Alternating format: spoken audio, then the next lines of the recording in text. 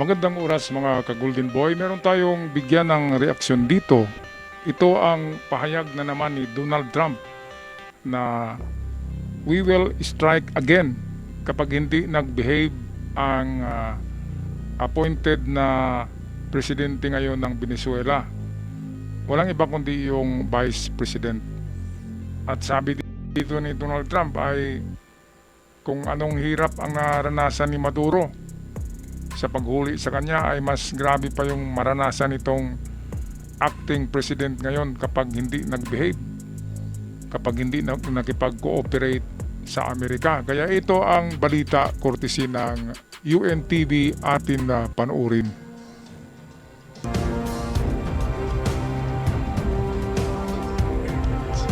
But we're prepared to do second strike if we need it. We're totally prepared. But that's how- We're still prepared. If they don't behave, we will do a second strike. Ito ang mariing babala ni US President Donald Trump kasunod ng pagkakaresto at pagdadala sa Estados Unidos kay Venezuelan President Nicolas Maduro. Nakakulong ngayon si Maduro sa New York at nakatakdang humarap sa korte dahil sa mga kasong may kinalaman sa droga at iligal na armas. Mga paratang Okay, ng so, pagkulong ang itinatanggi alright, so, ayon kay Trump. Mga paratang ni Donald Trump, tinatanggi ni Maduro, klaro-klaro naman talaga na galing Venezuela yung mga submarino at mga maliliit na parang barko na nagdadala nitong mga droga kung saan halos tuni-tunilada ang delivery, bawat delivery. At ayon kay Trump, bawat dumaong doon na isang bangka na punong-puno ng droga ay equivalent daw yan sa 25,000 ka-Amerikano na magiging drug addict at malulong sa droga na gawa ng Venezuela at China. Ang China ang nag-supply ng ano niyan, ng materials na para gawin ng chemicals. At ang Venezuela mismo ang gumawa niyan at nagpa-deliver sa US. Well, katulad sa Pilipinas, ang ginawa ng China noon sa panahon ni Digong ay kaya dumami ang mga naging simento ang utak noon kasi talamak ang shabu galing ng China na dito hinuhulog sa Surigao Strait, diyan sa may Leyte Gulf. Yung karagatan ng WPS ay punong-puno yan ng mga shabu na nakalagay sa plastic bag na pinapalutang lamang, tinatalian ng pabigat para pick upin ng mga drug dealers sa Pilipinas. Ang lahat ng yun ay galing China. Kaya sa Amerika, iba naman. Mas high-tech ang pag-deliver doon kasi gumagamit sila ng maliliit na homemade submarines, mga homemade submarines ng Venezuela ang magdi-deliver papuntang Amerika. Pero sa panahon ni Donald Trump, natiktikan kahit yung mga submarino ay pinasabog. Kaya tapos na ang panahon ni Maduro at ng kanyang narco-politics government. Narco-government Ang gobyerno talaga ang gumagawa ng droga, grabe. Grabe. Diktador at lahat ng mamamayan sa Venezuela ay takot. Hindi makapagsalita against Maduro kasi nga diktador at alam nyo na, di ba? Narco-politician Kaya, kung ang Pilipinas ay nagiging katulad ng Venezuela, di ba? Sa panahon ng nakaraang administrasyon dahil nga talamak ang droga noon, ang mangyari baka si Donald Trump ang kung sino man ang maging presidente ng Pilipinas, di ba? Noong nakaraang administrasyon na ang dami-daming shabu ng China. Yung magnetic lifter nga pala, di ba? 1 tonelada yun ang laman ng magnetic lifter. Anong panahon ba yun? Sino bang presidente doon? Kung yun pa rin yung naging presidente, ay siguro magiging parang Venezuela na tayo. At kapag nakita yan ni Trump, ay lagot siya, di ba? ano bang ilalaban ng Pilipinas kay Trump? Ngayon yung mga yung mga armas, mga radar at kung ano-ano pa mga high-tech equipment ng China sa Venezuela. Dahil mayroong partnership ang China at Venezuela dahil yan sa langis na gustong minahin ng China at dahil din dyan sa pag-supply ng mga chemical sa druga. Kaya meron silang partnership, malaking negosyo eh. At ang kanilang pinapatay sa druga ay Amerika, parang nilalason nila ng paunti-unti ang Amerika. Sino pang magsundalo kung mga adik na lahat, di ba? Wala na magsundalo sa Amerika pagdating ng ilang siglo, ilang taon, lahat adik. Dahil araw-araw mayroong binabagsak na druga eh. Grabe. Kaya yung mga ano pala doon, armas ng China sa Venezuela, kahit yung mga rifle nila, ay hindi pumuputok eh.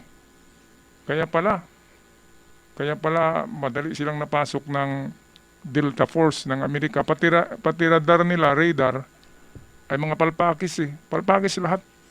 Kaya kapag ganyan ang gagamitan ng China, andin ang tapang-tapang na maghamon sa Amerika, ay wala talaga.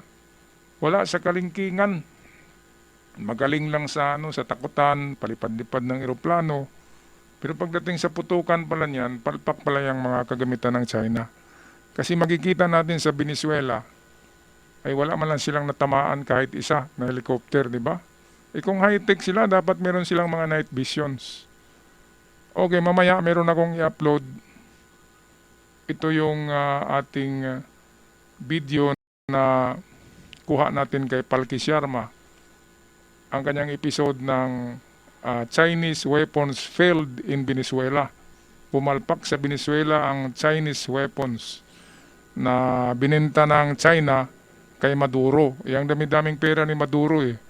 Kapag armas, pera galing yun sa drugs. At hindi lang drugs, galing sa tax ng mga mamamayan sa Venezuela. Kaya ganun na lamang ang pagngit-ngit ni Donald Trump. Dahil sa ano bang klaseng gobyerno yan, di ba? Ikaw yung presidente tapos pro drugs ka. Nagmanufacture kayo ng druga tapos pinapadala sa Amerika. At lahat ng yan, tinatanggi ni Maduro, klarong-klaro naman na totoo yung paratang ni Trump. Okay, patuloy tayo sa video courtesy ng UNTV.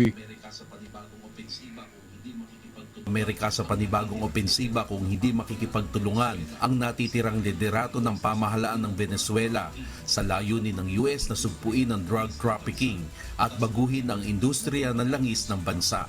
Kasunod nito, nagbabala rin si Trump sa bagong leader ng Venezuela na si Delcy Rodriguez na suportado ng Korte Suprema at ng militar at Okay, so itong si manunumpa bilang Delcy Pangulo ng Rodriguez Caracas. na presidente na ngayon ng Venezuela, pumalit kay Maduro, ay hindi ito katulad ni Maduro na agresibo. Kasi nga babae.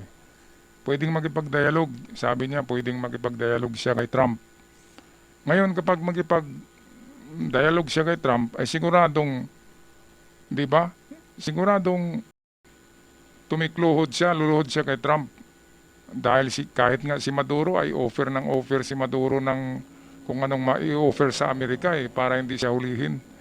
Pero kapag hindi siya hulihin, ang mangyayari dyan, ay ganun pa rin, deliver pa rin sila ng droga.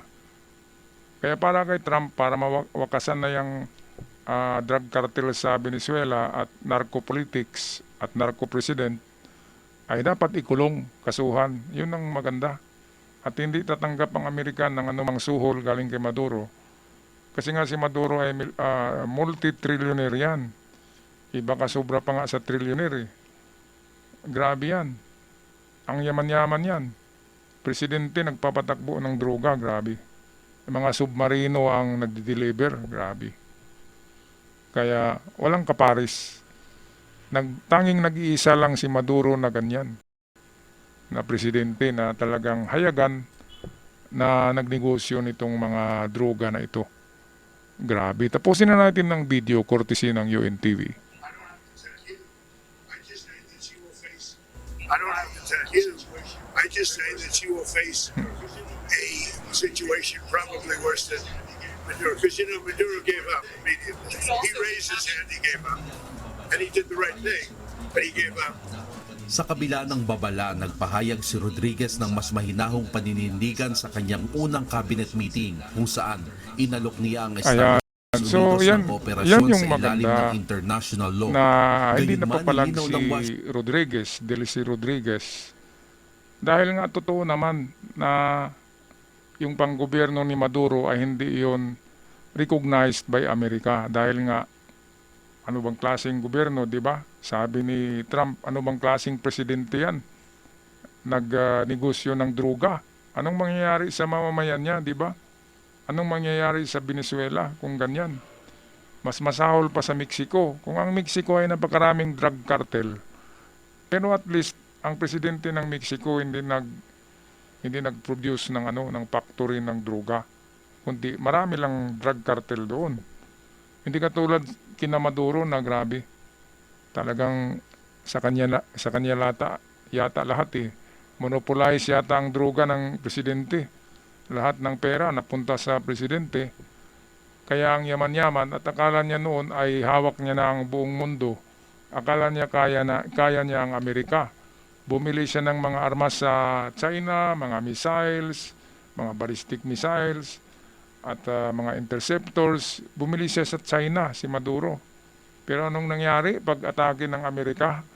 Kahit mababa lang yung lipad ng mga helicopters ng Delta Force, ay wala.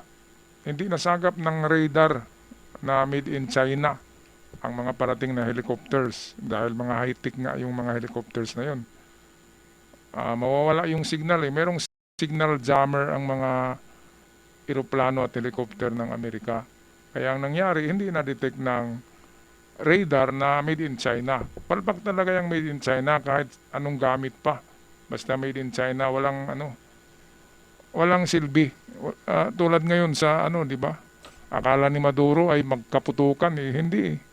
Paano puputok? Wala ngang na-detect eh. Walang na-detect ang radar kasi palpak. Okay, so tapusin na natin ang video, mga ka-Golden Boy. Na hindi nito kinikilala ang kasalukuyang liderato ng Venezuela. Clinton, na hindi nito kinikilala ang kasalukuyang liderato ng Venezuela bilang lehitimong pamahalaan. Samantala, lumawak pa ang tensyon matapos idawit ni Trump ang Colombia na kanyang binatikos dahil umano sa patuloy na daloy ng iligal na droga patungong Estados Unidos. Hindi rin niya Naku, isinasantabi ang patay posibilidad na ang ng aksyong militar patay na ang laban Colombia sa isusunod ni naturang Trump. bansa. Ito pakinggan natin. We have a very sick neighbor. It's not a neighbor, but it's close to a neighbor. Ayan. And that's Venezuela. Colombia is very sick Colombia is very neighbor, sick. sabi ni Trump, dahil nagbibenta nga ng droga. Ganon din ang presidente ng Colombia. Ay may-ari din niya ng mga factory ng droga. Kaya nga, ang Colombia ay mas famous yan sa droga kaysa Venezuela noon. Kaya yung tatlo, Mexico, Colombia at Venezuela, grabe, puro droga ang negosyo. At nagiging ang mga presidente, nagiging diktador kasi ayaw nila mapalitan sila. Kasi paano na yung negosyo nila na droga? Pinapatay nila ang mga kabataan ng buong mundo, hindi lang ng Amerika, pati pa ng ibang bansa na bumibili ng mga droga at nagnegosyo ng droga. Kaya ang dapat diyan ay wakasan, di ba? Kasi baka darating ang araw na tinatawag na zombie apocalypse. Katulad sa Philadelphia, Kensington, di ba? Ang daming adik sa daan doon na tinatawag na mga zombie. Kasi parang zombie sila kung kumilos. Yun ay mga biktima ng mga drugs na galing Mexico, Colombia at Venezuela. Alright, anong masasabi niyo dito mga ka-Golden Boy sa pahayag ni Trump na babanatan niya uli ang Venezuela kapag hindi makipag-cooperate ang bagong presidente at Colombia ay susunod niya, a very sick neighbor, sabi niya. Paki-comment sa ating comment section mga kababayan. Ako'y magpaalam na, maraming salamat, love and peace.